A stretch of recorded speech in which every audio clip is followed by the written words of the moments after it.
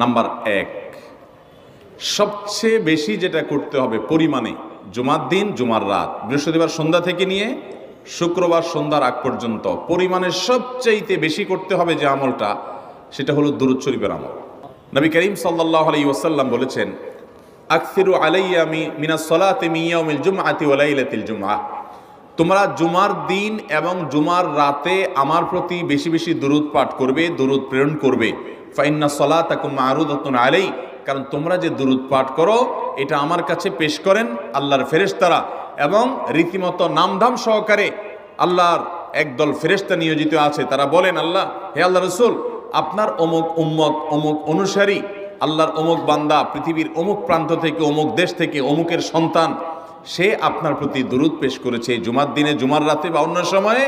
এটা নবী করিম সাল্লাল্লাহু আলাইহি ওয়াসাল্লামের কাছে রিপোর্ট দেওয়া হয় আল্লাহর নিযুক্ত ফেরেশতাদের মাধ্যমে।